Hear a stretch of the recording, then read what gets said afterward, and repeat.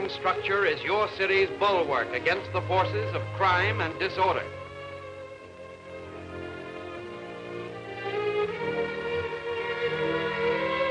It is also known as the Hall of Justice. And in this building is the office of the Public Prosecutor, unrelenting nemesis of all wrongdoers. Let's pay him a visit. Good morning. Oh, hello. I'm glad you're early. Because in a few minutes, you're going to witness the making of tomorrow's headline. Strangely enough, this case involves a death that occurred over a year ago. Let me tell you how it first came to my attention. One evening, as I was leaving this office, if you see my secretary around, tell her I couldn't wait to give her a lift. Here she is. Come in. Mr. Allen. Yes. I see you're just leaving. Oh, but Mr. Allen, I need your help desperately. Well, sit down, Mrs. Redgrave. Mrs. Virgil Redgrave. Virgil Redgrave, the artist? Yes, perhaps you should also know I was his housekeeper until a year ago when his first wife passed on. Mr. Allen, someone is trying to murder me. Murder you? Murder me, drive me to insanity or suicide, I don't know. But I do know there's some sort of conspiracy against me. Well, Mrs. Redgrave, do you have any proof of this conspiracy? Naturally.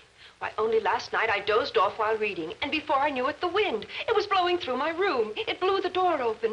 It practically drove me out of my mind, all that going on. Don't you see? Someone came into my room and opened the window. They did it just to frighten me, Well, see? Mrs. Redgrave, but, Mr. Allen, that isn't all.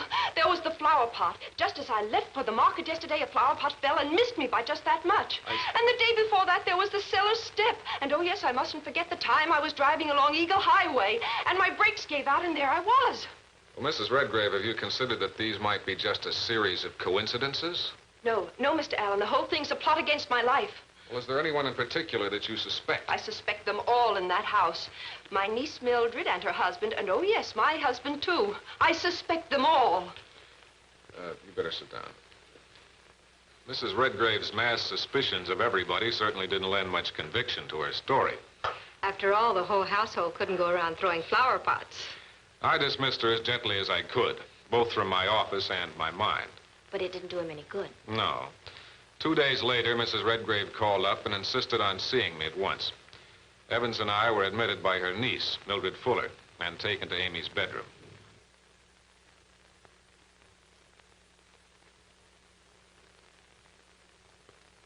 Thank you both for coming. Now I can prove to you that I haven't been imagining things. Just look at this. That milk looks curdled. It's been poisoned, and it was meant for me. You didn't drink any of this. I was about to, but it just started to curdle. I knew then that something was wrong. Where'd you get the milk? In the icebox where I last put it. I'm the only one who drinks milk in this house. Oh, don't you see, Mr. Allen, there is a plot against me. Virgil? Yes, come in.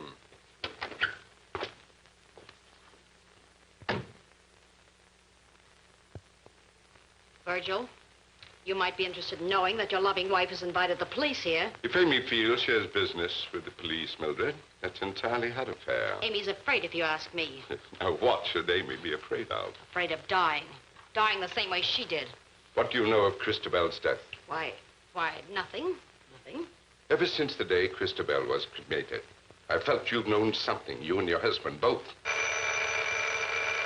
That might be Wallace now. Tell me what you and Wallace know. Why, nothing. Hello? Mildred, this is me, Wallace. But... Look, baby, spare the lectures till you come get me. Flat broke. Pick me up at the hotel. Mildred, are you still there? Is that for me? Hello? Hello? Hello? That was my husband, wasn't it? Where was he calling me from? He didn't finish saying. You're lying. And you're hurting my wrist. What's going on out here? She wouldn't tell me where my husband was calling me from. I said I didn't know. There's the satchel. Oh. Where's Mr. Redgrave? In the studio.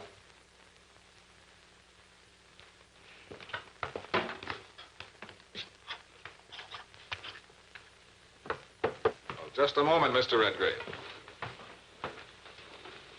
You hiding something?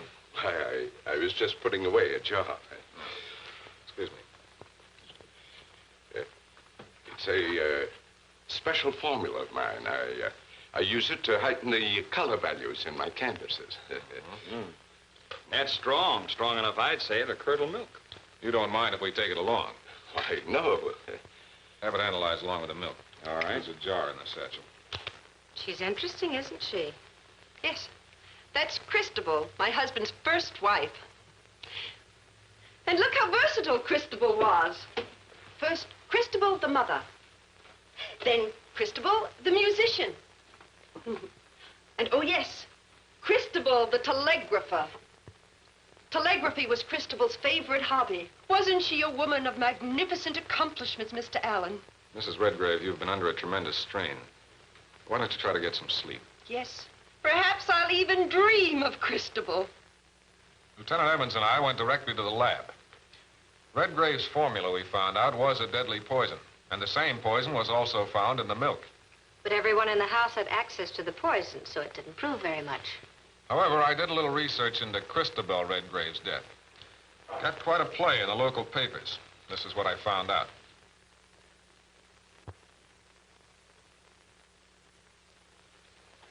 Just before her own death, Christabel's baby had died. On this particular night, Christabel was alone in the playroom. She herself had been quite ill, and her doctor had placed her on a special diet. On that night, Christabel drank a glass of milk.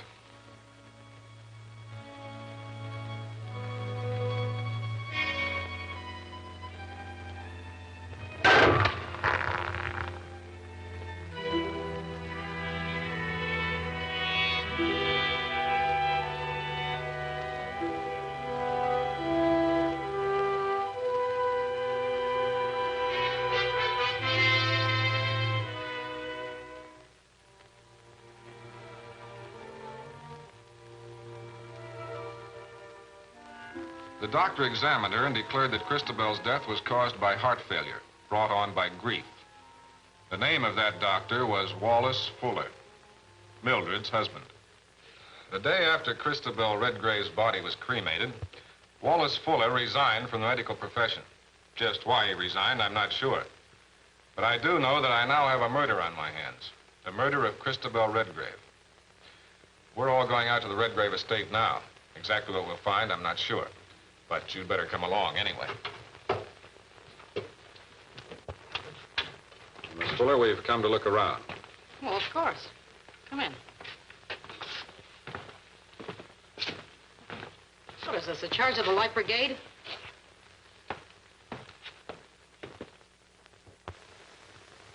Still painting Christabel, are you? This might prove much more illuminating.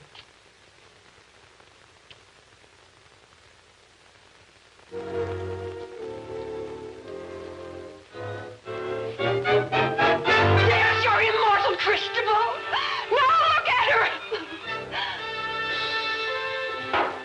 Goodbye, Christabel. Goodbye, Christabel. In all your many accomplishments. Telegraphy. No, Virgil. Virgil, no. No, Virgil, no. Mr. Allen! Mr. Allen, Steve. No, Virgil, no. Here. Too bad you couldn't stay away a little longer. Are you all right? She wouldn't drink the milk, so you tried a little manual labor, huh? Mr. Redgrave, I understand the room that Christabel died in is always kept locked. I'd like to have the key, please. That room hasn't been entered since she died. That's one reason I'd like to see it now. There's nothing in that room that could possibly concern this idiotic investigation. We could have a search warrant over here in 8 minutes flat. It's one of these. I'd better open it for you. This time, let's all go together.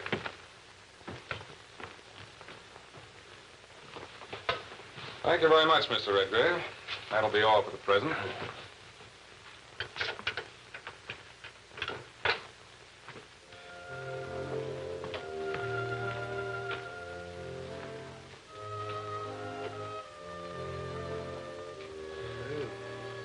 What do you expect to find in here, anyway? Oh, reactions. Look at the effect this room has on Pat. I feel creepy. What effect do you think it would have on Christabel Redgrave's murderer? Oh, I get it. Psychology, huh? New approach. And this is where the rich and beautiful Christabel Redgrave spent her last night. This could even be the last chair she sat in. And the toys she fondled. And her little boy's playpen. Hey, wait a minute. What's the matter? Did you find something, Steve? Yes. I think Patricia has just solved the murder of Christabel Redgrave. Well, what do you know? Now, if you'll go out and tell the others that we're ready for them. Yes, sir. Come in, Mr. Redgrave.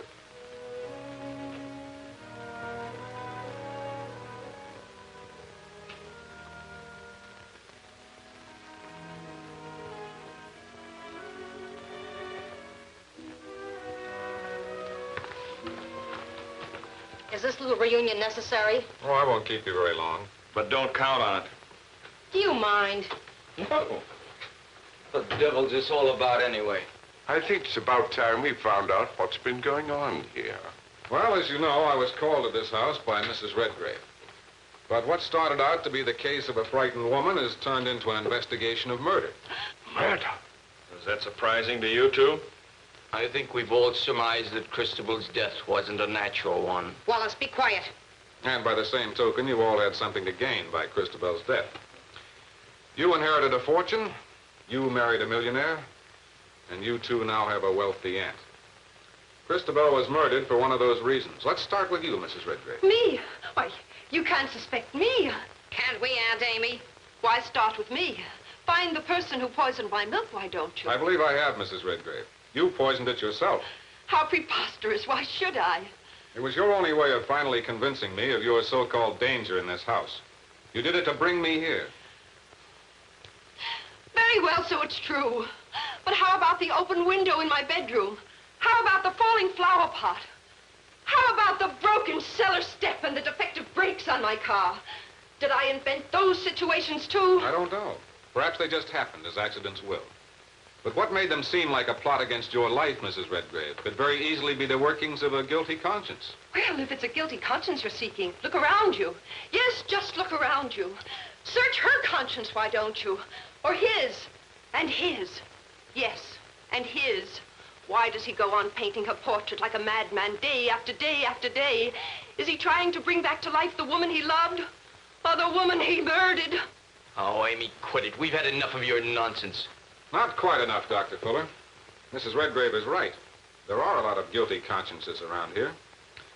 Suppose you tell us, Doctor, for instance, why you resigned from the medical profession shortly after Christabel's death. I'll answer that. Amy gave us both enough money so that Wallace could quit the profession. It's only part of it. Wallace, be quiet. Let me alone, Mildred. You knew when you signed the death certificate that Christabel had been murdered, didn't you? Oh, I didn't know then. It looked like simple heart failure, believe me. When did you change your mind? A few days after her body was cremated, I had to come back into this room for an instrument I'd left behind. It was then that I noticed this.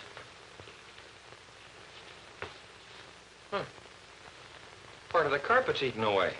As Christabel's body fell to the floor, she knocked over a glass of milk. But milk alone doesn't corrode a rug. No, but some poisons would. Why didn't you call the police? I wasn't feeling up to the red tape of an investigation. So I did the next best thing. I made a graceful exit from my profession. Did you tell your wife what you had found? For all I knew, she might have been the one who murdered Christabel. So that explains your lonely, drunken escapades in sordid hotel rooms. You thought you were married to a murderess. Or was it that you killed Christabel yourself? Save your breath, Mrs. Fuller. I know who murdered Christabel Redgrave. The answer has been right in this very room ever since the night she died. And here it is.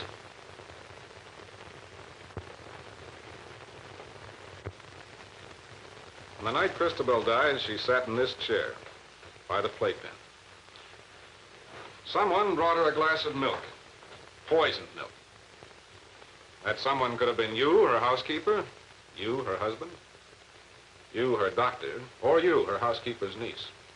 Whoever it was left Christabel alone. She drank part of the milk and immediately became deathly ill.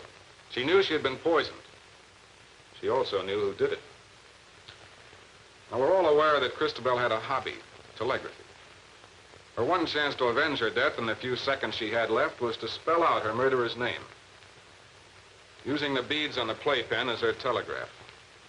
One bead for a dot, two together for a dash. And then, the name of her murderer spelled out, Christabel Redgrave died. At this very moment, these beads still spell out the name of Christabel's murderer.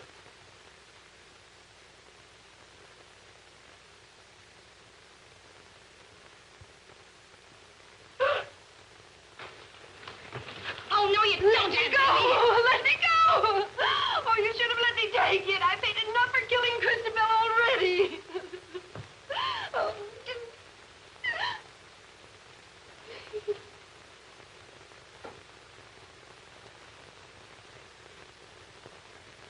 I've learned the Morse code myself.